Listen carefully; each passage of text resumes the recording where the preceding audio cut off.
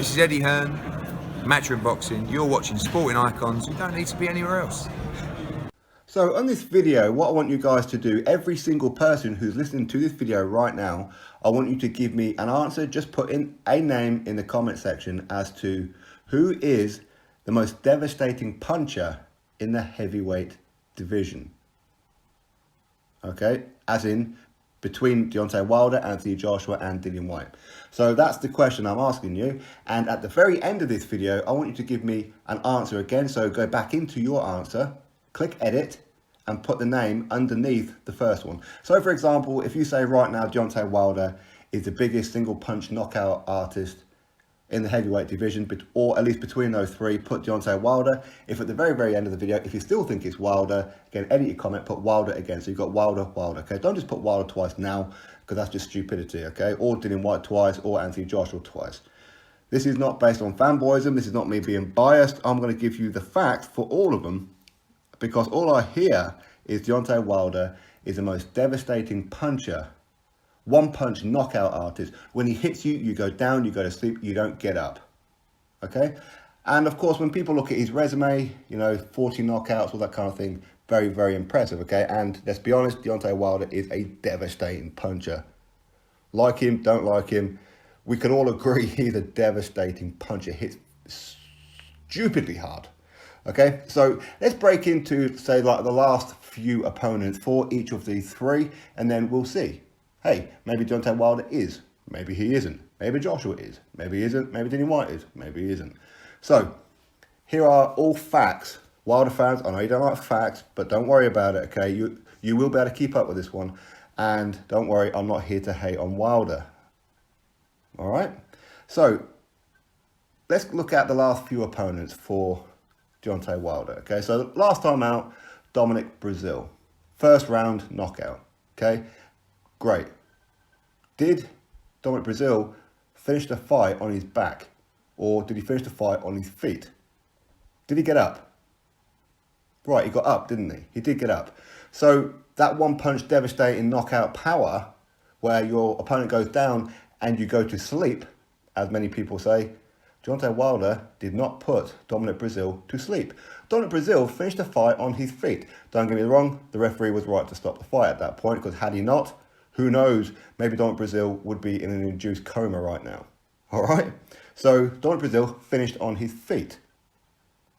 Fight before then, Tyson Fury. Tyson Fury gets dropped to the canvas twice, which is no great surprise. Tyson Fury has been dropped to the canvas on a couple of occasions beforehand. Steve Cunningham, Parjak, and I believe there's another one. But Deontay Wilder dropped Tyson Fury to the canvas twice. Tyson Fury got up. Okay? Luis Ortiz, before that. Luis Ortiz, he gets dropped in round number 5. Did he get up? Yes, he did. He gets dropped again in round number 10. Did he get up? Yes, he did. He gets dropped again in round 10. Did he get up? Kind of. The referee put a stop to it. So he could have got up, but the referee didn't give him really enough chance to get up. But again, I'm not disagreeing with that. I think the referee was right to stop it. Because again, had he have got up, I think Wilder would have took his head off. Okay, see, I'm not being hateful here, am I? The fight before then, Bermane-Stiverne. First round knockout. Brutal. It's probably the worst round for Bermane-Stiverne that he will ever have in his life. It's probably the worst beating he's ever had in his life. And that probably include from his mother and his dad. All right? Deontay Wilder drops Bermane-Stiverne 3 times in the first fight. In the first round. It only went the first round, but Bermane-Stiverne gets dropped 3 times by Wilder. So that means, on 2 occasions, he got to his feet. Does it not? The 3rd time, the referee just waved it off. Listen, I don't think that Bermane-Stiverne would have got up or been in any kind of condition to get up anyway. But it took Wilder 3 massive punches to end the fight. The fight before then, Gerald Washington. Did Gerald Washington finish the fight on his back? No, he didn't. The referee stepped in. In my opinion, the referee stepped in way too early. Because Wilder, when he was throwing those windmills, wasn't even touching Gerald Washington. But the referee stepped in. So Gerald Washington didn't feel that one-punch knockout power, did he? No, he didn't. Same with Chris Arreola. Chris Arreola got dropped in round number 4, but he got up again. Went on for 4 more rounds, and his corner threw in the towel. But Chris Arreola never felt this one punch devastating knockout power, did he? But Arthur Spilker, round number 9, he gets put out cold. In fact, I'm surprised Arthur Spilker is still able to feed himself and clothe himself. Wilder hit him that hard that he went down, he went limp, he went out, he needed gas and air, he needed medical attention. That was the last time that Wilder actually put out somebody cold. Do you know when that was? January 2016. Anthony Joshua had not even been champion at that point. That is the last time Wilder put out somebody cold from one punch. The fight before then against Joan Duapa. Duapa finished on his feet. Eric Molina finished on his feet. Bermane Stiverne went the distance. So as you can see, it's only Arthur Spilker who's been put out cold out of all them. But Wilder is this huge, massive puncher, one-punch knockout artist. Don't get me wrong, he could still be the hardest puncher in the heavyweight division. But my point of this one is, it's not one-punch knockout, you go down, you go to sleep, as all these fans would claim, as I've just showed you. So let's look at Anthony Joshua. So let's compare Wilder to Joshua, okay? Again, no fanboyism here. Last time against Alexander Povetkin, he knocked out Povetkin. He put a beating on him, then he knocked him out. Alexander Povetkin couldn't continue, he couldn't get up. That's the first time that Povetkin's ever been stopped in his life, but he has been dropped before. Much like when you go back over to Deontay Wilder, like some of his guys. Brazil has been knocked out before. Tyson Fury has been dropped on a couple of occasions. Luis Ortiz, I don't think he's ever even hit the canvas, to be fair. Bermane Stiverne has been knocked out before. Gerald Washington, no, he hasn't, but he has hit the canvas. Chris Arreola lost several times. Arthur Spilker, he got knocked out by Bermane Stiverne. Joan Duapa got put out by, was it Povetkin, or maybe Povetkin was after then? Well, whatever. Okay, but lots of those guys have already been put out. Anthony Joshua against Povetkin. Povetkin had never been stopped. The fight before then, Joseph Parker. Anthony Joshua did not drop Parker at all. In fact, he didn't even hurt Parker in that fight. He didn't wobble him or anything. All right? Fight before then, Carlos Takam. He did drop Carlos Takam. I forget what round it was. Was it like round number 4 or 5, something like that? Ultimately, the fight gets stopped later on because the referee stepped in. Was it too early? Potentially. Either way, Carlos Takam didn't finish the fight on his back. Vladimir Klitschko. For the first time in 11 or 12 years, Joshua knocked him to the canvas in round number 5. He got up, that's for sure, and he ended up dropping Joshua in the next fight, in the next round. But then it wasn't until round number 11 where Joshua drops him again twice and finishes him on the ropes. So, yes, it's great credit to him that he became the first person to stop and actually drop Vladimir Klitschko in 10, 11 years, whenever it was. But Klitschko did not finish the fight on his back. Eric Molina, he gets put down heavy in round number 2. But he got up. Round number 3, the referee steps in. So again, Molina didn't finish the fight on his back. Fight before then, Dominic Brazil. Took 7 rounds. Joshua hits him, he goes down. The referee is pulling the gum shield out of his mouth.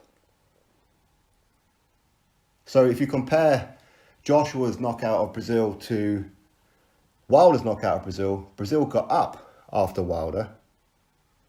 Against Joshua, the referee had to pull the gum shield out of his mouth. But just going by those names that I've just said to you there, with Anthony Joshua, in his last several fights, he's only actually left 2 opponents on their back, Povetkin and Brazil. So he's had 4 fights in between then, where all of them finished on their feet. So if you compare Wilder to Joshua, could you say Wilder's a bigger puncher than Joshua? Yeah, potentially, sure. Joshua, he was fighting the better opposition, let's be honest. But a body is a body, right? So if you just compare that, I think you could probably say Wilder is a bigger puncher than Joshua. From that point of view, right? Let's go over to Dillian Whyte. So Dillian Whyte, last time out, knocked out clean, one punch knockout, Derek Chisora. Big left hook, Chisora goes down hard, he don't get up again. Can't even attempt to get up. Fight before, he went the distance with Joseph Parker, ended up getting hurt in that fight himself. But he become the first person to ever drop Joseph Parker to the canvas. Technically, he's dropped him twice in that fight, but the first one we know it was a bit of a clash of the head, but it is what it is. In round number 7, Dillian Whyte caught him with a massive, again, left hook. Joseph Parker hits the canvas for the first time legitimately in his career. And that includes sparring, that includes amateur. Fight before then, Lucas Browne. Lucas Browne, undefeated fighter at the time. Former world champion. Never been knocked out, but he has been dropped before. He got dropped by Chagayev in the world title fight. He got up and he finished off Chagayev. Against Dillian Whyte put him out cold with one punch power. So just based on recent history, you could see that when you compare Dillian Whyte to Deontay Wilder to Anthony Joshua, just based on the recent fights, Dillian Whyte carries more one-punch knockout power to the point that the opponent cannot get up again. Is that fair to say? As I said, Derek Chisora out cold. Lucas Browne out cold. And this is in like the last 12 months. Deontay Wilder hasn't put somebody out cold since January 2016, which was Arthur Spilker. All other opponents finished on their feet. Technically, Bermane Stiverne didn't, for sure, but it took him 3 attempts to keep him there. Anthony Joshua, Alexander Povetkin, yeah, massive punch, put him out. Joseph Parker went the distance. Carlos Takam, referee had to step in. Klitschko, referee had to step in, and he did drop him 3 times in that fight. So again, one-punch knockout power, didn't come. Aaron Molina, referee had to step in on the ropes. Dominic Brazil, the referee had to fetch the shield out of his mouth. So, all 3 of these guys, all 3 of these guys are massive, massive punchers. All 3 of these guys can knock out each other. That's for sure. You put any 3 of those in the ring, any 2 of those 3 in the ring together, there's a very reasonable chance that any one of those guys could get knocked out by the other one. So I don't want to hear no more about Wilder fans saying that Deontay Wilder is the biggest single punch knockout artist in the heavyweight division, the most devastating puncher. When he hits you, you go down, that's it, you're out cold. As I've told you, that's a myth. It's actually a myth. Wilder's punching power, I'm not saying it's overrated, not at all. It's serious, very, very serious. But he's not that one-punch knockout artist anymore. He used to be, against much lesser opposition. But now, since he's become champion, he's only knocked out one person cold. Anyway, that's not to say that Wilder punches harder or less than Dillian Whyte or Anthony Joshua. In my opinion, one punch knockout, Dillian Whyte is a more brutal knockout than what Deontay Wilder is. Deontay Wilder hits you that hard, you don't know where the hell you are, that's for sure, but somehow you manage to get to your feet. Same with Joshua, but Joshua hurts with both hands. Anyway, that's my thoughts. So let's answer the question again. Who is the biggest puncher? Maybe you still think it's Wilder. Fair enough. Maybe you think it's Joshua still. Maybe you still think it's Dillian Whyte. Maybe you've changed it towards Dillian Whyte or changed it towards Joshua or Wilder. I'll be interested to see your answers below as to what you thought it was before the video and what you think it is after the video. And by the way, I will know whether or not that you just put the same answer in twice and then buggered off because your comment wasn't edited. Anyway, drop your thoughts below, click thumbs up, and of course subscribe. Catch you all on the next video.